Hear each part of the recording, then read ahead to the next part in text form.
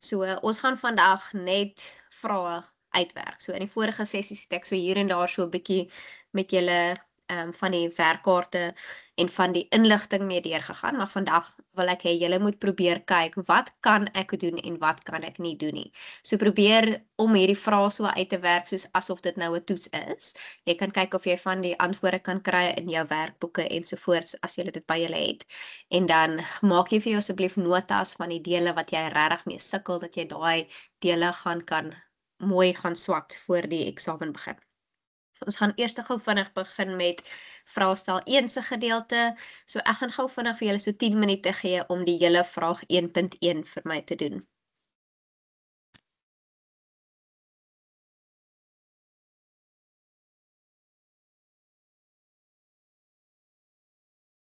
Ek hoop julle het 'n kans gekry om 1.1 te voltooi. So kom ons gaan gou vinnig deur die antwoorde. Die eerste ene daar vra vir my watter deel van die brein beheer die hartklop? Okay, so om hierdie vraag te beantwoord, moet jy weet wat die verskillende funksies van die dele van die brein is. So dat die hypothalamus is nie die regte antwoord nie.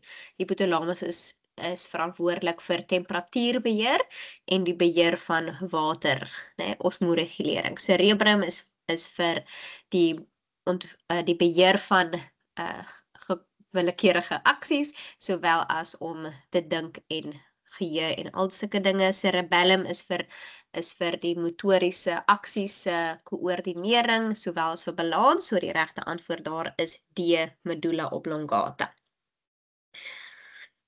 Watter een van die volgende hormone berei die liggaam voor vir 'n noodtoestand? Ons almal weet hopelik hierdie enetjie is C-adrenalien. So om hierdie ene te weet, moet julle ook die ander funksies van die ander hormone daarso ken. ADH is vir waterkontrole, osmoregulering, testosteroon is die manlike voortplantingshormoon en TSH is tiroïed stimulerende hormoon. Okay. 1.1.3, watter een van die volgende verwys na die proses waar sperms en ova geproduseer word in die testis en ovariums? So onthou, sperms en ova is tipes gamete. So daarom word dit gametogenese genoem, die produksie van gamete. Okay, oogenese onthou is die produksie van ovums in die ovariums en spermatogenese is die produksie van sperms in die testis. En ovulasie onthou is die vrystelling van die ovum tot in die fallopiese buise. Okay, kraniale en rugmurg of spinale senuwees is deel van die B-perifere senuweestelsel. Okay, hierdie een is 'n bietjie van 'n moeiliker vraagie, want gewoonlik sou kinders of graad 12's gedink het kraniale en rugmurg, laat 'n mens dink aan die brein en die rugmurg. Maar dit is nie die brein en die rugmurg nie, dit is die kraniale en spinale senuwees wat uit die brein uitkom en uit die rugmurg uitkom. Daarom is dit die perifere senuweestelsel en nie die sentrale senuweestelsel nie. 1.1.5, na 'n ongeluk kan 'n persoon steeds loop, maar het swak beheer en koördinasie van die skeletspiere. Die diagram hieronder verteenwoordig 'n deel van die sentrale senuweestelsel van hierdie persoon. Watter dele van die sentrale senuweestelsel is heel moontlik beskadig? Okay, so hier in die bokant sê hulle vir hierdie persoon kan steeds loop, maar het swak beheer en koördinasie. So beheer word gedoen in die cerebrum in K en koördinasie word gedoen in M. Daarom is die antwoord C. Cerebellum is verantwoordelik vir die beheer en die koördinasie van skeletspiere. 1.1.6, arende is voëls wat hulle eiers hoog op bergkraanse lê en hulle kleintjies voed sodra hulle uitbroei. Die volgende is 'n lys van voortplantingsstrategieë by vertebrate of gewêreldes.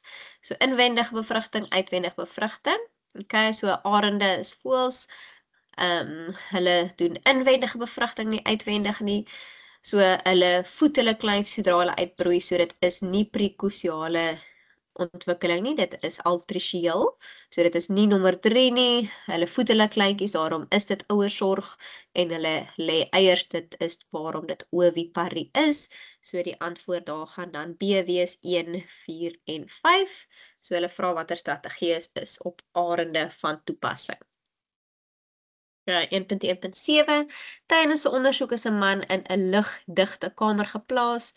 Sensors is gebruik om sy asemhaling en hartklop te monitor. Die ondersoekers kon die omgewingstoestande in die kamer verander. Na 30 minute het die man se asemhaling en hartklop toegeneem. So die ondersoekers het die omgewingstoestand in die kamer verander deur die antwoord daar is C, hoeveelheid koolstofdioksied in die lug te verhoog. Okay. So onthou hierdie is die beheer van my koolstofdioksiedvlakke in die liggaam. So my asemhalingstempo en my hartkloptempo word beheer deur te kyk na die stimulus van koolstofdioksied. Okay, so as koolstofdioksiedvlakke in die lug toeneem, dan gaan my asemhalingstempo en my hartkloptempo verhoog as gevolg van die medulla oblongata. Ja, 1.1.8, die diagram verteenwoordig die dele van die oog verantwoordelik vir akkommodasie.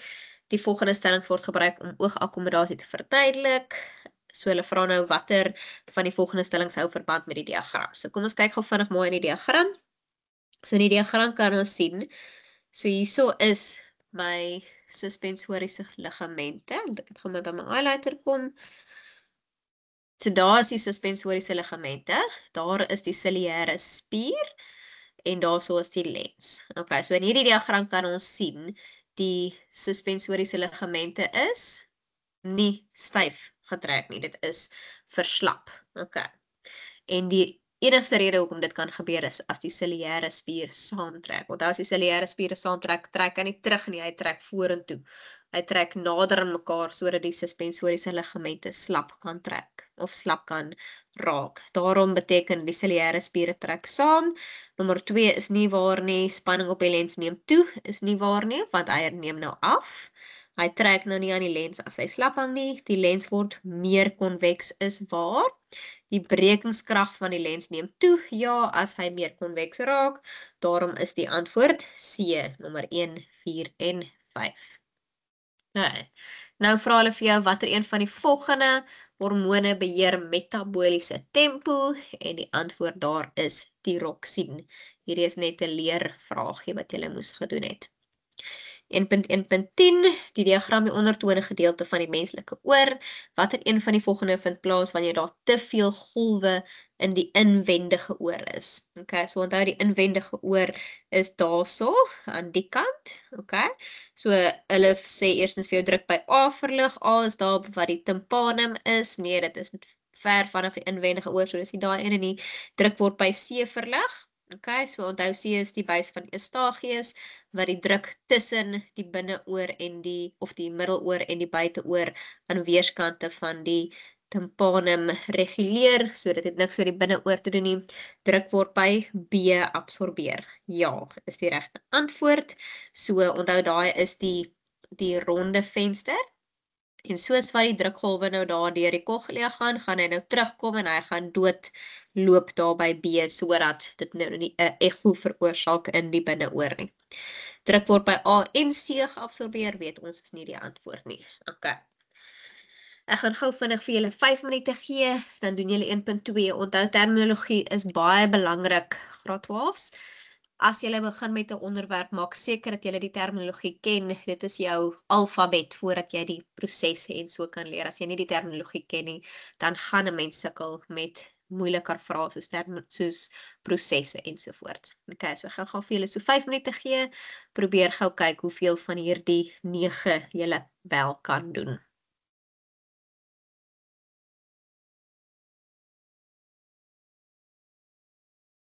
Ons gaan gou vinnig deur die antwoorde.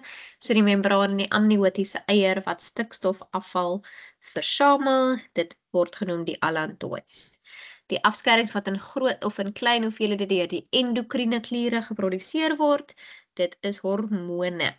Tipe visie of sig waar beide oë gebruik word om een beeld te vorm, is binokulêre visie. Of stereoskopiese visie kan ook aanvaar word daar. Planthormoon wat 'n rol speel in die afval van blare van bome, so dit is soos in die herfs wanneer die blare afval, dit word genoem absisiensuur. Struktuur in die kop van 'n sperm wat ensieme bevat, is die akrosoom. Deel van die brein wat die linker en die regter hemisfeer van die cerebrum aan mekaar verbind, is die corpus callosum. Onthou daar om nie die mekaar te raak tussen die corpus callosum en die corpus luteum nie. Corpus luteum is in die ovarium. Corpus callosum is die deel tussen die linker en regter hemisfeer van die brein. Breinafwyking wat verwarring en geheueverlies tot gevolg het, is Alzheimer's. Deel van die senuweestelsel wat uit simpatiese en parasimpatiese dele bestaan is die autonomiese senuweestelsel. Groeireaksie van 'n plant en reaksie op swaartekrag is geotropisme. Okay. Ek gaan gou vinnig weer vir julle so 3 minute gee, dan vul julle gou vinnig vir my 1.3.1 tot 1.3.3 se antwoorde in.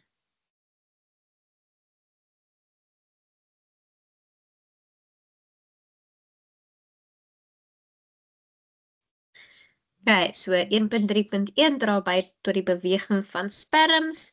Die antwoord daar is beide A en B. So onthou die mitokondriums is verantwoordelik vir om energie te verskaf vir die spermsel om te swem. Dit is in die middelgedeelte wat die ATP verskaf en die stert is die gedeelte wat beweeg om die sperms te laat swem.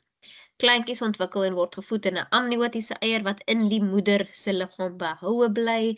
Dit is ovoviviparie, so dit is geen een van daai twee antwoorde nie. Viviparie is wanneer die kleintjie in die ma se baarmoeder ontwikkel en voeding ontvang vanaf die placenta, terwyl oviparie is in 'n eier buite die ma se liggaam. Verhoog die deurlaatbaarheid van die nierbuise vir osmoregulering. Dit gaan wees slegs B, meer ADH. Okay, so onthou, as my watervlakke verlaag in die bloed, dan gaan meer ADH vrygestel word en die deurlaatbaarheid van die nierbuise gaan verhoog. So hoe meer ADH daar is, hoe meer deurlaatbaar is die nierbuise sodat meer water geherabsorbeer kan word. Ja, so ek gaan gou vinnig vir julle 4 minute gee, dan probeer julle gou vir my hierdie vraag 1.4 oor die menstruele siklus.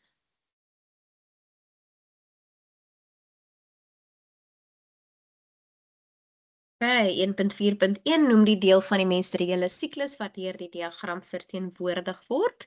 Onthou graad 12, hierdie is iets wat my graad 12s op partykeer sukkel om te onthou. Die menstruele siklus bestaan uit 2 siklusse uit, die een wat in die ovarium plaasvind en die ander een wat in die uterus plaasvind. Die ene wat hier voorgestel word is die ovariale siklus. Okay, die ander siklus word genoem die uteriene siklus wat in die uterus plaasvind. Daar is die ene waar menstruasie plaasvind en die opbou van die endometrium.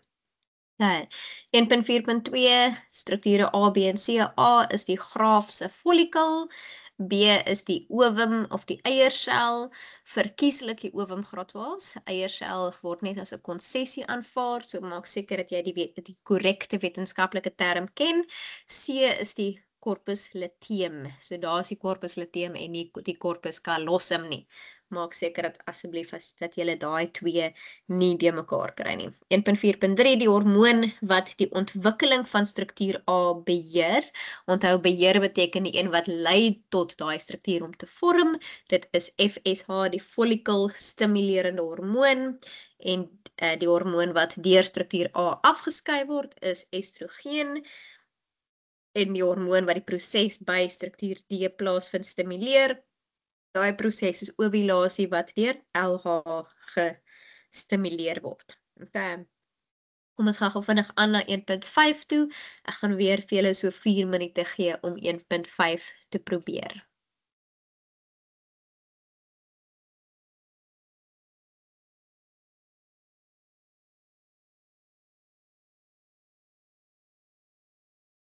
Okay, 1.5.1 sel B is die sigoot. Struktuur C daar is die blastocyst. Okay. Wees maar net verseker of maak maar net seker graad 12. A, daar kan julle sien, A en B lyk baie dieselfde, maar A is nog voor bevrugting plaasvind, so daai is die ovum, en dan na bevrugting, so daar vind bevrugting nou plaas, so daai is 'n diploïde sel, die sigoot. Okay. Dan is dit die morula wat ontwikkel, en dan as daar 'n vloeistof gevulde holte daar is dit 'n blastocyst of 'n blastula. Okay, 1.5.2. Nou vra hulle vir jou en hulle gebruik die woord daar verduidelik en hopelik weet julle almal hierdie teen hierdie tyd graad 12s, as jy moet verduidelik moet jy 'n stelling maak en 'n rede gee. So hulle vra verduidelik die verskil. So jy moet sê wat is die verskil en hoekom is daar 'n verskil tussen sel A en sel B? So sel A is haploïd, okay? So hy het 23 kromosome.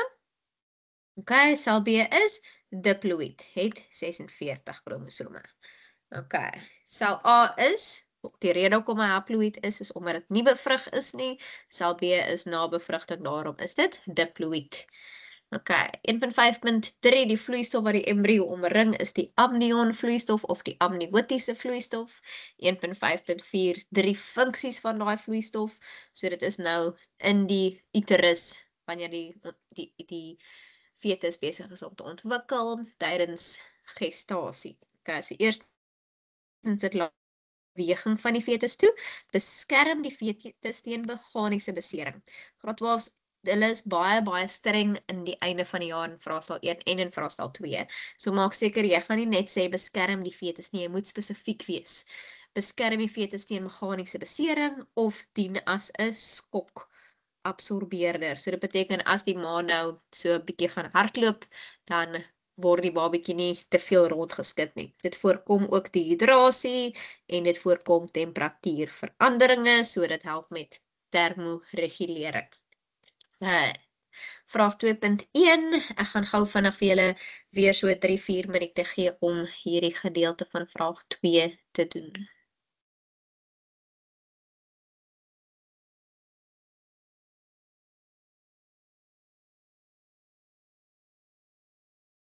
Okay, so vraag 2.1.1, identifiseer deel E, F en C. So E is die prostaatklier, F is die seminale vesikel of die semenvesikel en C is die uretra.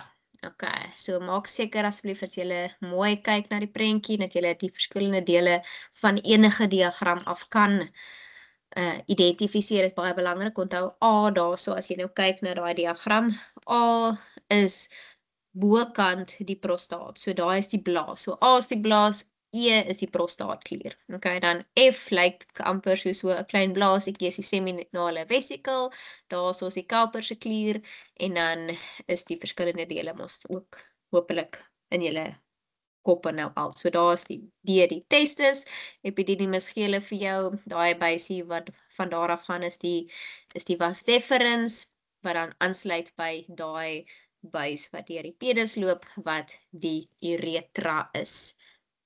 Okay, 2.1.2 noem die tipe gametogenese wat in deel D plaasvind. So onthou graad 12 lees asseblief jou vraag baie mooi. So die tipe gametogenese, jy ken net twee. Die een is oogenese wat nie plaasvind nie, want hierdie is die man. Die ander een is spermatogenese, die produksie van spermselle.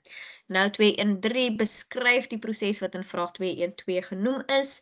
So hierdie is iets wat jy regtig waar moet ken. Graad 12 hierdie kom net so uit die eksamenriglyne uit.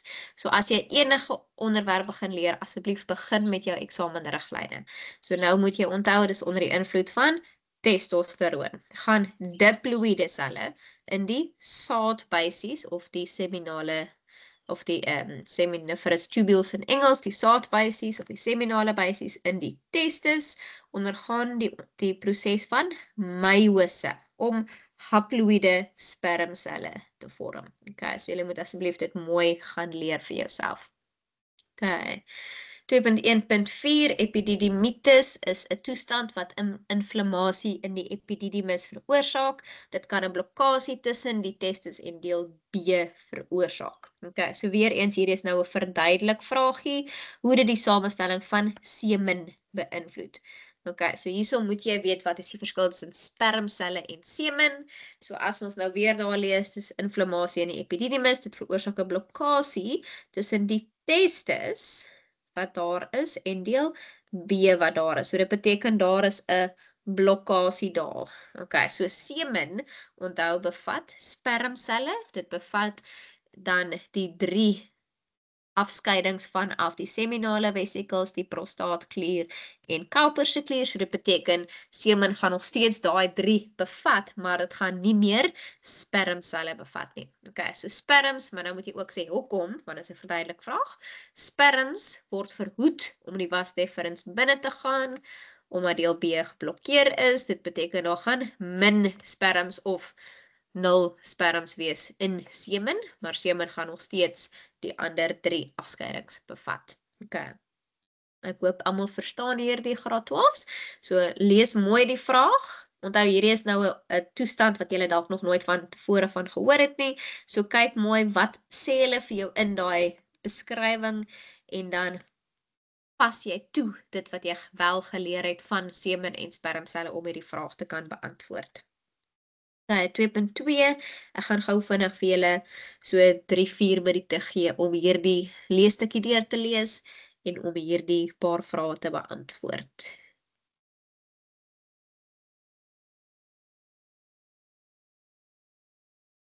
Okay, 2.2.1 noem die tipe bevrugting wat die skuimnes paddas. So kom ons kyk gou vinnig in die leesstukkie. Hulle sê die wyfie skuimnes boompadda stel 'n bondel eiers vry wat dan bevrug word deur sperms wat haar paringsmaat sowel as ander nabygeleë mannetjies dan vrystel beoordeel. So dit is eksterne of uitwendige bevrugting. Okay.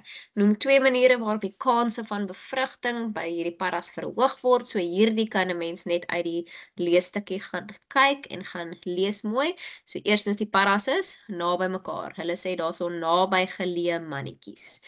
En dan baie mannetjies paar met een wyfie. Okay, so onthou dit is die wyfie, een wyfie en sy het 'n paringsmaat sowel as nabygeleë mannetjies. So dit beteken baie mannetjies paar met een wyfie.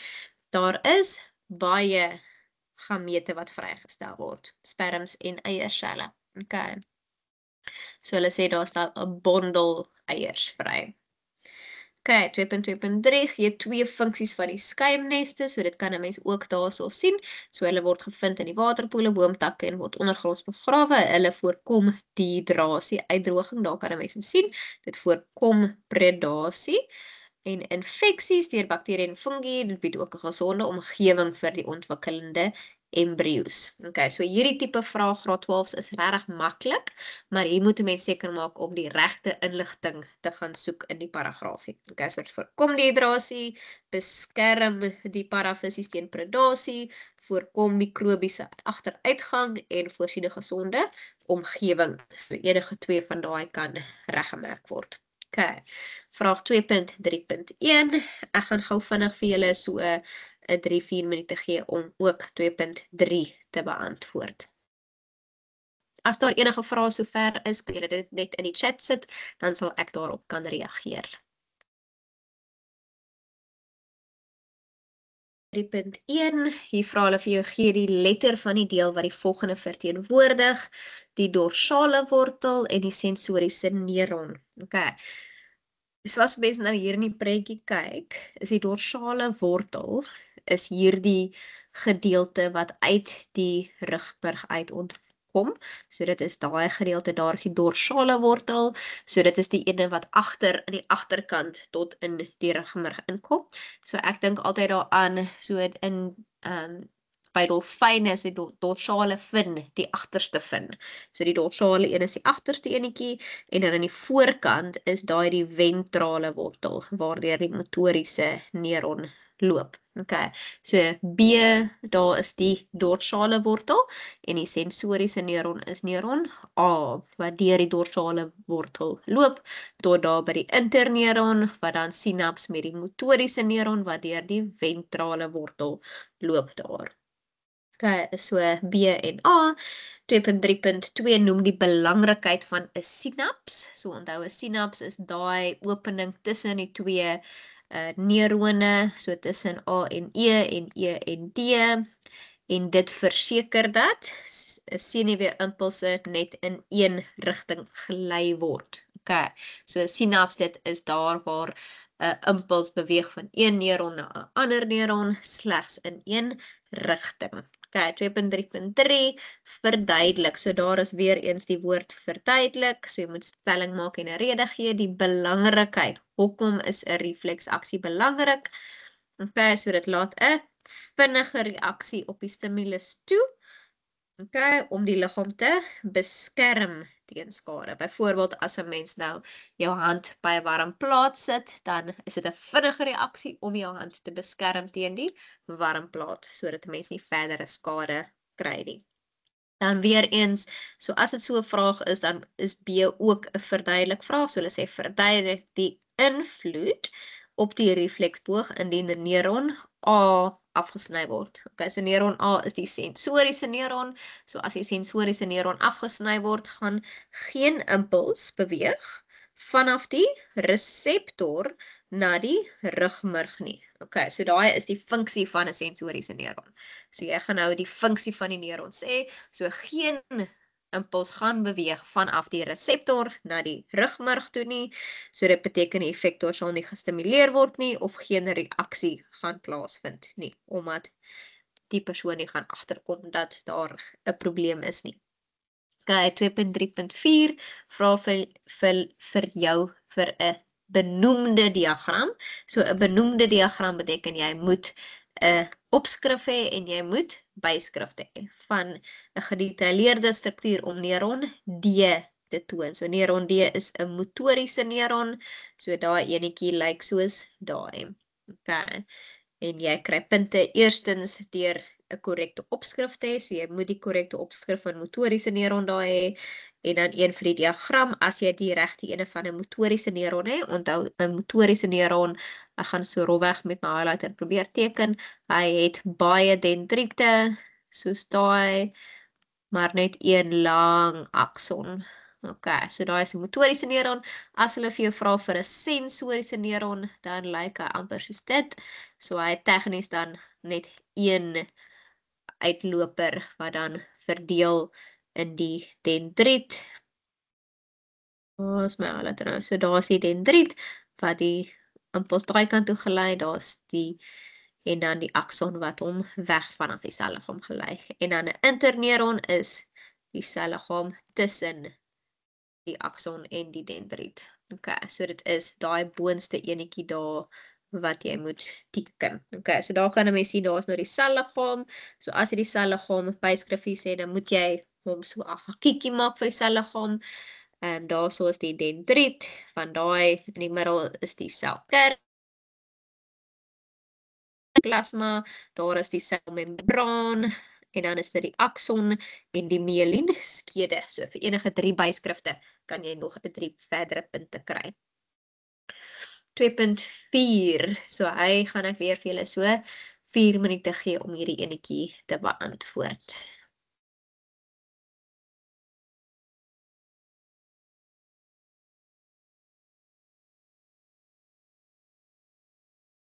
Okay, kom ons lees gou wat hulle sê. So hulle sê die autonome senuweestelsel beheer alle onwillekeurige aksies in die menslike liggaam en gelei impulse vanaf die sentrale senuweestelsel. So hulle vra 2.4.1 twee areas, noem 2 areas waarheen impulse van die autonome senuweestelsel gelei word. So dit gaan wees gladde spiere, die hartspier en kliere. Okay. So hierdie is nou 2 van die effektore of 2 of 3 van die effektore wat 'n mens hier kan lys. So onthou dit is nou die verskillende gedeeltes van die liggaam wat geaffekteer gaan word vir onwillekeurige reaksies. Okay, so onthou kliere gaan iets afskei. Byvoorbeeld as ek nou warm kry, gaan die sweetkliere gestimuleer word om iets af te skei of meer of minder af te skei. As ek sê nou maar nou te min water gedruk het, dan gaan die hypothalamus gestimuleer word om meer ADH te laat afskei deur die pituitêre klier. Okay. So kom ons kyk gou vinnig die volgende enetjie. So hulle vra nou vir my beskryf. So vir beskryf moet ek nou stap vir stap verduidelik en beskryf wat is die funksionering, so hoe funksioneer, hoe werk die funksie van die autonome senuweestelsel. So daar moet jy nou weet wat is die verskillende dele en wat doen elke deel van die autonome senuweestelsel. Okay. So hulle sê vir my elke orgaan of klier word beheer deur twee stelle senuwees. So die een gaan hom nou aktiveer en die ander een gaan hom deaktiveer. Hulle tree antagonisties op, wat beteken hulle tree in verskillende teenoorgestelde rigtings op, so hy kan of vinniger gaan of stadiger gaan, byvoorbeeld jou hartklop. Okay. So die autonome senuweestelsel word verdeel in twee gedeeltes, die simpatiese senuwees en die parasimpatiese senuwees. Die simpatiese senuwees stimuleer, so dis die veg of vlug funksie in noodsituasies. Die parasimpatiese senuwees inhibeer die reaksie en laat die liggaam herstel na normaal. Okay. Ek hoop hierdie is 'n gedeelte van die werk wat julle mooi ken, graad 12, sal hou daarvan om dit te vra. Okay. 2.5 hierso is 'n menstruele siklus vraagie. So ek gaan gou vinnig vir julle so 5 minute gee om die hele 2.5 vir my te probeer doen. So soos wat julle die vraag doen, maak seker jy ken die verskil tussen noem en bereken en verduidelik. Ek sien 2.5.6 is 'n verduidelik vraagie wat julle moet doen van die progesteroon vlakke.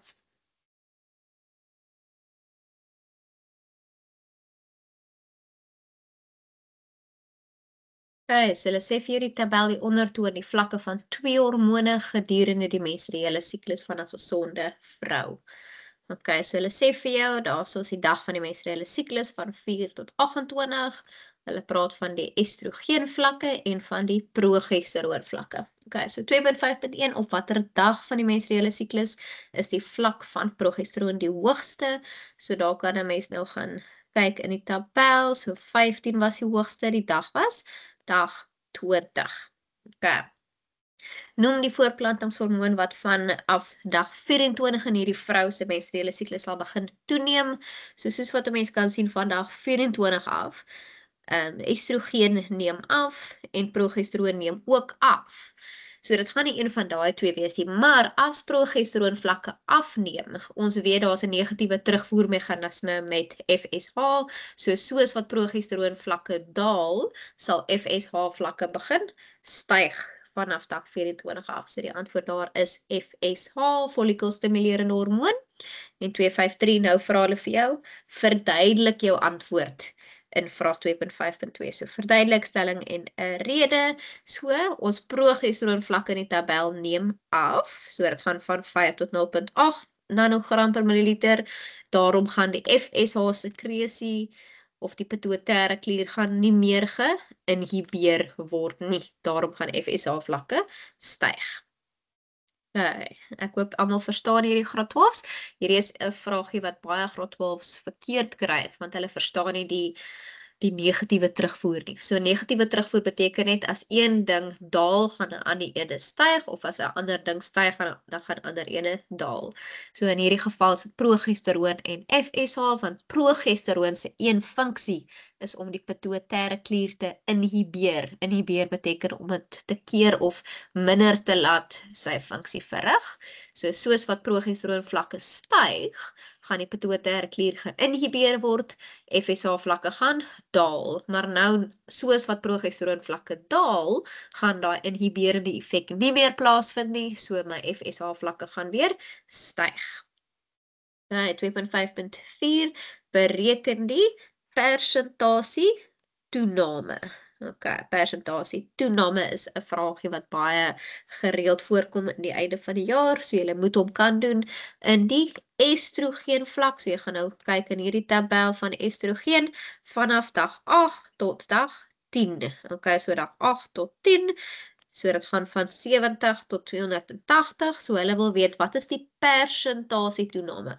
So hoeveel persent bo 70 is 280. Okay, toe in al die berekeninge, so wat jy gaan doen, jy gaan nou hulle van mekaar aftrek. So jy gaan sê 280 minus 70, nou gaan jy daai verskil gedeel deur die oorspronklike waarde van 70 mee deel en dan maal 100, dan kry jy jou antwoord. So jy gaan sê die verskil, daar is jou verskil gedeel deur die oorspronklike maal met 100, dan kry jy jou antwoord van 300%.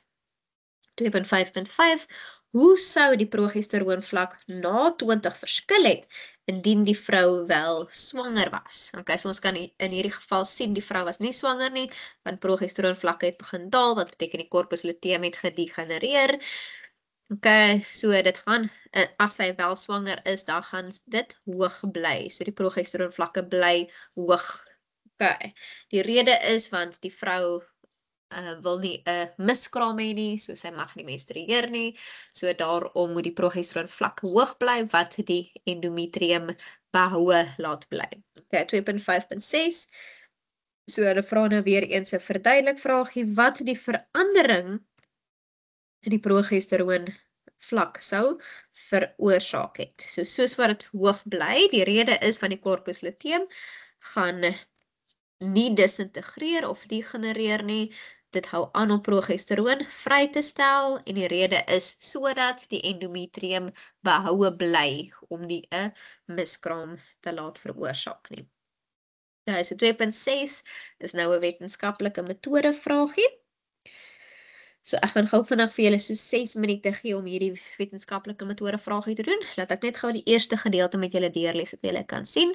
So wetenskaplikes het die invloed van verskillende dosisse alkohol op reaksietyd by mense ondersoek. Okay, so daai eerste gedeelte jy kan sien om te ondersoek, daai ondersoek woord is daar, wat beteken daai is die doel van die ondersoek. So onthou, as 'n mens die veranderlikes wil identifiseer, dan moet jy dit daar soek. Jy gaan dit nie van hier af, vanaf die tabel gaan jy dit kry nie. So die tabel is maar net hoe hulle dit gemeet het gewoonlik. Okay, so hulle sê daai dosis is die hoeveelheid alkohol per kilogram liggaamsmassa toegedien. Reaksietyd is die tyd wat dit 'n persoon neem om te reageer sodra 'n stimulus ontvang is. Okay, dan die prosedure sê hulle 2 30-jarige manlike vrywilligers het aan die ondersoek deelgeneem vir 'n tydperk van 7 dae. Okay, hulle het nie alkohol gedrink vir 'n tydperk van 24 uur voor die toetsing nie. Hulle is verskillende hoeveelhede alkohol op 4 verskillende dae toegedien. Hulle reaksietye is bepaal 30 minute nadat die alkohol ingeneem het. Okay. So ek gaan gou vinnig vir julle so 6 minute gee, dan probeer julle gou vinnig vir my hierdie paar vrae beantwoord. Okay, so as hulle vra vir die onafhanklike en die afhanklike veranderlike, onthou die onafhanklike veranderlike is die ene is die faktor wat ons verander en dan die afhanklike veranderlike is die ene wat ons meet in enige ondersoek. Okay.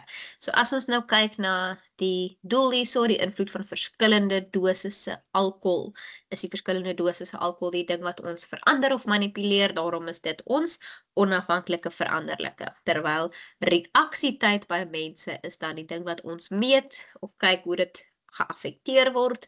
So dit gaan dan die afhanklike veranderlike wees, reaksietyd. Nou vra hulle vir jou 2.6.2, noem 2 veranderlikes wat tydens die ondersoek gekontroleer is. Gekontroleer beteken dieselfde gehou word. Okay. So kom ons kyk gou vinnig. Hulle sê albei is 30 jaar oud. Hulle is vir 'n tydperk van 7 dae is die ding uitgevoer. Ja, so die ouderdom, hulle is albei 30, hulle is albei manlik, so dis die geslag. Toets is gedoen oor tydperk van 7 dae. Hulle is van alkohol weerhou vir 24 uur voor die toetsing en die reaksietyd laat meet 30 minute na inname van die alkohol. So dit is alles wat hulle daar genoem het wat dieselfde gehou moet word elke keer. Okay.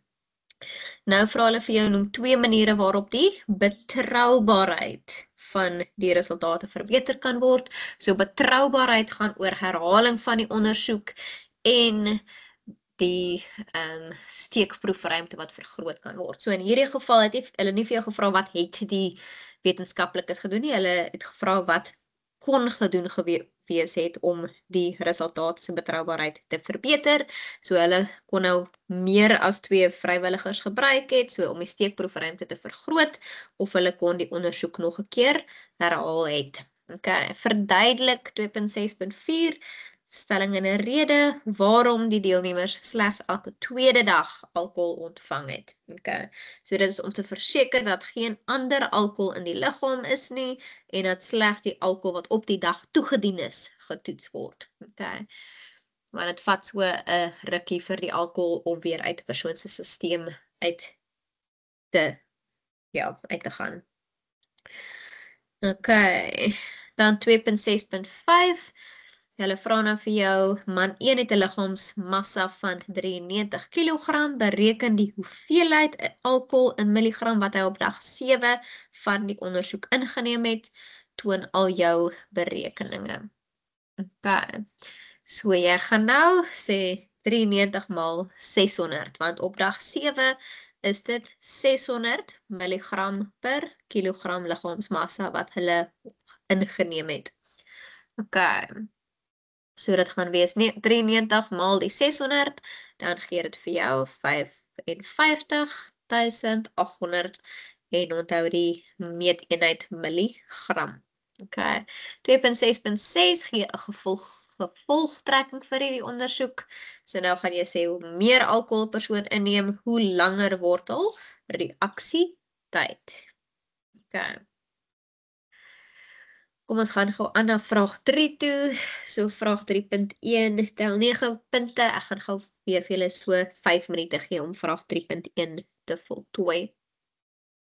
As daar enige vrae is, julle kan dit in die chat sit en dan sal ek dit beantwoord.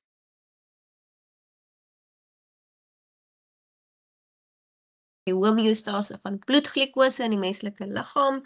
Eerstens vra hulle vir my identifiseer hormoon. Okay, so in hierdie diagram onthou ons moet mooi kan agterkom wat beteken al die verskillende dele in die diagram. So daar is die reaksie, so byvoorbeeld die eerste een is as daar 'n lae bloedsuikervlak is, gaan hormoon X vrygestel word en as daar 'n hoë bloedsuikervlak is, gaan hormoon Y vrygestel word. So die hoë bloedsuikervlak word gewoonlik reggestel deur insulien. Okay. So dit is iets wat julle mooi moet vir julleself uitfigure, dat julle nie die mekaar raak tussen glikagon en insulien nie. Insulien word vrygestel as ek 'n hoë bloedsuikervlak het, om die bloedsuikervlakke weer te verlaag, en glikagon word vrygestel as my bloedglikosevlakke laag is, om dit weer te herstel na normaal. Orgaan Z is waar die alfa en beta selle is, so dit is die pankreas, en die endokriene weefsel in orgaan Z is die eilandjies van Langerhans. Nou vra hulle vir my 3.1.3, beskryf die reaksie wat uitgevoer word wanneer 'n persoon vir 6 ure geen suikerbevattende kos geëet het nie, so die persoon se bloedglikosevlakke gaan laag wees. So nou gaan glikagon vrygestel word. Okay, so dis 'n negatiewe terugkoppelingsreaksie, glikose konsentrasie in die bloed daal onder normaal. So hierdie kry 'n punt omdat hulle nie spesifiek was in die vraag nie, so jy moet nou sê die bloedglikosevlakke daal onder normaal. Dit beteken die eilandjies van Langerhans of die pankreas gaan gestimuleer word om meer glikagon vry te stel in die bloedstroom wat na die lewer en spierselle vervoer word. Okay, wat dan die omskakeling van glikogeen na glikose stimuleer. Onthou, glikogeen is die menslike weergawe van stysel, so dit is die manier hoe glikose gestoor word in die lewerselle en spierselle. Okay, so nou dat glikose vrygestel word, gaan die glikose konsentrasie in die bloed weer styg en terugkeer na normaal. Okay, so enige 6 van daai punte kon hierso aanvaar word. So onthou graad 12 om soveel as moontlik neer te skryf, sodat as jy sê dat maar nou een foutjie gemaak het, dat ons nog steeds die res van die punte vir jou kan kry. Okay, 3.2. Dit gaan nou oor die oor- en gehoorverlies. Ek gaan nou weer eens vir julle so 'n paar minute gee. Ek gee vir julle so 5 minute om hierdie vraag te beantwoord oor gehoorverlies en die oor. Okay, so hierso vra hulle vir jou 3.2.1, skryf slegs die letters van 2 dele elk neer. So by elkeen van A en B moet jy 2 letters neerskryf wat moontlik beskadig kan word indien 'n persoon ly aan tipe A gehoorverlies. So hulle sê vir jou tipe A gehoorverlies vind plaas wanneer daar 'n blokkade in die oordrag van klankgolwe en vibrasies deur die uitwendige en middeloor is. So uitwendige oor kan die probleem wees dan by die tympanum of by B die gehoorbeentjies. So P en T, wat dan ook die buitekant is, die uitwendige gehoorkanaal. As daar sê nou maar nou 'n bietjie was opbou of so. Tipe B gehoorverlies word veroorsaak deur skade aan die gehoorreseptore of aan die senuwees wat klankimpulse na die brein gelei, so dit kan wees S en R, so die cochlea en die gehoorsenuwee. Dan identifiseer deel S is die cochlea. Beskryf die rol van die gehoorreseptore wanneer dit deur drukgolwe gestimuleer word. So dit is die organe van Corti, dit skakel 'n impuls of 'n prikkel, die stimulus om in 'n impuls en gelei dit na die gehoorsenuwee toe. Okay, so die gehoorreseptore in die cochlea, organe van Corti, hulle word gestimuleer deur die drukgolwe. Dit gaan daai stimulus dan omskakel in 'n impuls wat gelei word deur die gehoorsenuwee. Verduidelik stellende rede waarom 'n persoon aan gehoorverlies sal ly indien die beentjies by P versmelt is. So dit beteken die vibrasies gaan nie oorgedra kan word nie, want hy kan nie meer die vibrasies oordra nie, hy kan nie vrylik vibreer nie, of minder of geen vibrasies sal van die tympanomembraan na die ovaalvenster gedra word nie, minder of geen drukgolwe sal in die cochlea vorm nie, die reseptore in die cochlea, die organe van Corti sal nie gestimuleer word nie, dit beteken dat minder of geen impulse sal die cerebrum bereik. Dit beteken die persoon sal nie die gehoor kan meer hê in die persoon se ore nie. Okay. Dan by 3.3 vra hulle nou die dele van die oog. So ek sien ons het nou nog so 15-16 minute oor. So ek gaan gou dat ons net so 3-4 minute spandeer aan vraag 3.3 en dan gaan ons die ander paar vrae bietjie vinniger afhandel.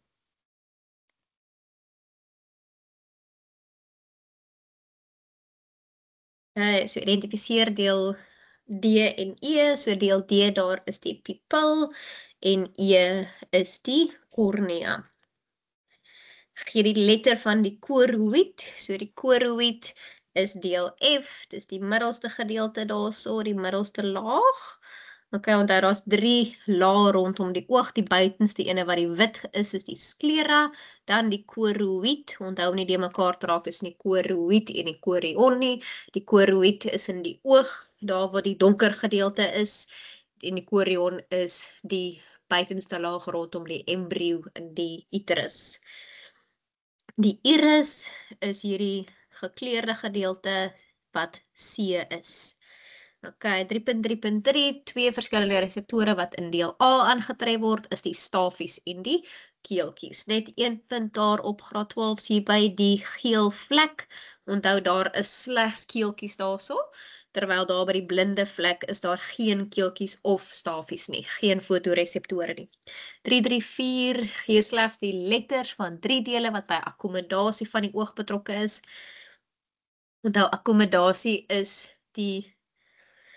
hoe die lens van vorm verander, so dit het niks met die pupil te doen nie, so dit gaan nie D en C wees daar nie, maar dit gaan wees die ciliare spier wat B is, suspensoriese ligamente G, en die lens H, so B, G en H. 'n man is versiende. Verduidelik, is mos nou weer stelling en 'n rede, hoe die struktuur van sy oogbal sy sig affekteer wanneer hy 'n boek sonder 'n bril lees. Okay, so 'n boek is naby, so dis nader as 6 meter, so nou moet jy praat van naby siende of versiende. Okay, struktuur van sy oogbal sy sig affekteer as hy 'n boek sonder 'n bril lees, so die oogbal is, dit is nou as hy versiende is, né? So versiende beteken hy kan versien, maar hy kan nie naby sien nie. Die oogbal is dus te kort, want die beeld vorm agter die retina, wat 'n onduidelike of wasige of dowwe sig veroorsaak. Okay, as 'n persoon naby siende is dit dan net die teenoorgestelde. En dan verduidelik hoe die dra van 'n bril met konvekse lense sy sig sal verbeter wanneer hy die boek wel lees. So die ligstrale word meer gebreek wat veroorsaak dat die beeld op die retina val en nie agter die retina val nie. Okay, so hierso is ons nou by vraag 3.4. So ons gaan nie nou die histogram teken nie, ons tyd hardloop nou 'n bietjie uit. So ek gaan net gou vir julle so 2-3 minute gee om 3.4.1 en 3.4.2 vir my te doen.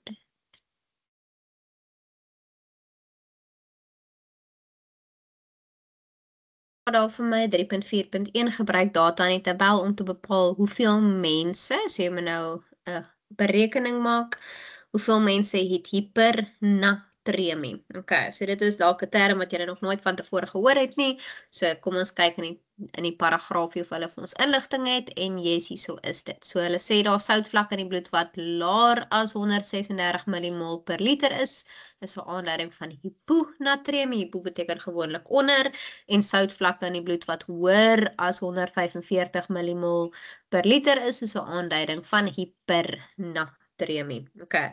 So hoër as 145 in die tabel is 4 mense. Okay, so dit is gelukkig nie eers 'n berekening nodig nie.